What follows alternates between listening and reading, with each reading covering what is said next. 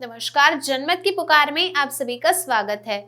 हाजीपुर के जाप सुप्रीमो पप्पू यादव ने भारतीय जनता पार्टी की सरकार पर लगाए कई आरोप। भाजपा सरकार पर पप्पू यादव ने लगाया आरोप। यूपी की अधिकतर जनता योगी सरकार के खिलाफ।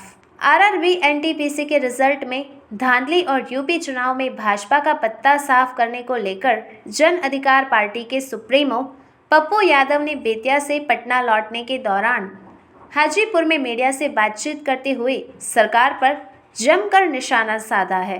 पप्पू यादव ने आरआरबी एनटीपीसी के रिजल्ट में गड़बड़ी को रोजगार के वादे से जोड़कर सरकार की मंशा और कार्यशैली पर सवाल खड़ा किया है और सरकार से आर पार की लड़ाई की बात कहते हुए देश में ट्रेन नहीं चलने देने की चेतावनी भी दी है। वहीं उत्तर प्रदेश में किसी भी योगी, भोगी और रोगी के दोबारा सरकार में नहीं आने की बात भी बताई है। उन्होंने कहा कि उत्तर प्रदेश की 50 से 60% जनता ने योगी सरकार को उखाड़ फेंकने का मन बना लिया है। चुनाव इन पॉलिटिशियन के लिए मंदिर, मस्जिद, गुरुद्वारा, धर्म, मजहब सब कुछ चुनाव हो गया। लोकतंत्र बचेगा चुनाव में। 500 रुपया, 1000 रुपये पर आप वोट लीजिएगा। आप विधान परिषद में माफियाओं को टिकट दीजिएगा। शराब माफिया, एजुकेशन माफिया, बालू माफिया, 47 माफिया, शंभू मंटू, अबलू बबलू गगलू झगलू, गांजा माफिया, जो बलात्कार कर दिया उसकी बीवी को टिकट दे दीजिएगा। आप क्या समाज को सुरक्षित रखिएगा? आप वार्ड सदस्य, मुखिया जी के आप सर्टिफिकेट को खरीद रहे हैं, क्या डेमोक्रेसी बचेगी? आप चुनाव लोकतंत्र तरीके से अब होता कहाँ? या तो हिंदू मुसलमान होगा, दंगा होगा, जाति पाति होगी, बैकवर्ड फॉरवर्ड होगा। पूरा कंट्री अशांत है। फार्मर्स के सवाल पर, बेरोजगारी के सवाल पर, महंगाई के सवाल पर, किसानों के सवाल पर एक वोट देने को तैयार नहीं है। आपने पूरी जाति को मार दिया, कहीं राजपूत बराबर कर दिया, कहीं कुछ कर दिया। यूपी खड़ा है, उत्तराखंड, मणिपुर, गोवा और पंजाब। आप समझ लीजिए कि सुपरा साहब जमानत जब्त हो गई। अब मोदी जी कितना दंगा करा पाएंगे या कौन सा बम विस्फोट करेंगे यूपी में, वो अलग पार्ट है। लेकिन यूपी में 50% से 60% के बीच वोटरों ने यह मन बना लिया है कि मुझे ओगी, जोगी, धोगी, भोगी को फाइनल करना है, खत्म करना है। मेरे ख्याल से जो हालात रहे हैं, ये भोगी, जोगी, ये अंगना, कंगना, रंगना, चखना, ये सब जाएगा इस कंट्री। देखिए, 2-3 बात समझने का प्रयास कीजिए। पूरी कंट्री में रोजगार के सवाल पर 8 सालों में गहरी चिंता कभी नहीं हुई।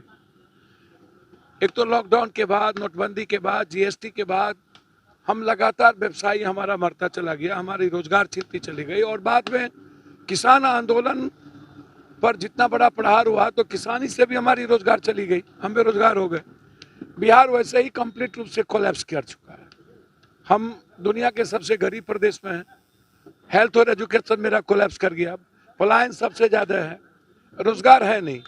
अब 10-10 साल, 5-5 साल तक लड़का तैयारी करता है, जैसे रेलवे एनटीपीसी की तैयारी बहुत दिनों तक हुई।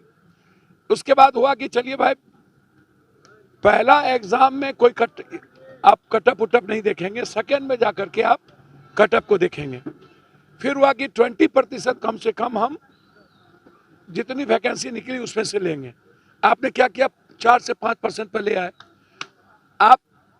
दूसरी बात, कटअप आप लेके चले गए 96 तक और अंतिम कटअप, न्यूनतम कटअप है 76। तो आपने तो पूरे के पूरे 5 साल 6 साल से हम इंतजार करते रहे, तैयारी भी हुई, एग्जाम भी हम 7 साल 8 साल के बाद दिए, और उसके बाद बच्चे की जिंदगी आपने तबाह कर दी। आप रोजगार दे नहीं सकते हैं और बेरोजगारों की फौज खड़ा करके आत्महत्या करने पर मजबूर कर देते हैं। कर्ज लेकर के हम लगातार हर एग्जाम में भरने के लिए हम जाते हैं, एग्जाम देने जाते हैं, हम फॉर्म भरते हैं। आप करोड़ों अरबों रुपया हमारे फॉर्म से आप वसूली करते हैं और उसके बाद समय पर आप एग्जाम नहीं लेते हैं। लेते भी हैं तो हमारे कटअप को कहां से कहां पहुंचा देते हैं। अब इन परिस्थितियों में आज पूरा देश आंदोलित है। लाठीचार्ज भी अभी राजेंद्र नगर में, आरा में लाठीचार्ज भी। क्या, कब हमें फ्रीडम मिलेगा, आजादी मिलेगी? इसके पीछे मंशा क्या लगता है सरकार? सर, एक बात आप समझिए, इसमें बड़ी बड़ी माफियाओं का तंत्र इसमें इन्वॉल्व है। सरकार की मंशा सही नहीं है। सरकार सेलेक्टेड और कैलकुलेटेड तरीके से एग्जामिनेशन को कटअप को इतना हाई कर दिया, न्यूनतम हम 76 पर चले गए और 20 को 4 से 5% पे ले आए। तो आप सोचिए ना, जो तैयारी करने वाले जीनियस स्टूडेंट थे उसकी तो जिंदगी गई। तो जो पैडवी वाले या पैसे वाले होंगे वो उसको आप ले लीजिएगा, तो हम चैन से बैठने नहीं देंगे। और लाठीचार्ज आप कर रहे हैं, एक भी ट्रेन नहीं चलेगी, इस बात का ख्याल रखिएगा। लड़ाई आर पार की होगी। अगर आपने हमारा अभी तक चैनल सब्सक्राइब नहीं किया है तो कृपया चैनल सब्सक्राइब कर लें, लाइक करें, शेयर करें, कमेंट करें। तो मिलते हैं फिर किसी और खबरों के साथ। नमस्कार।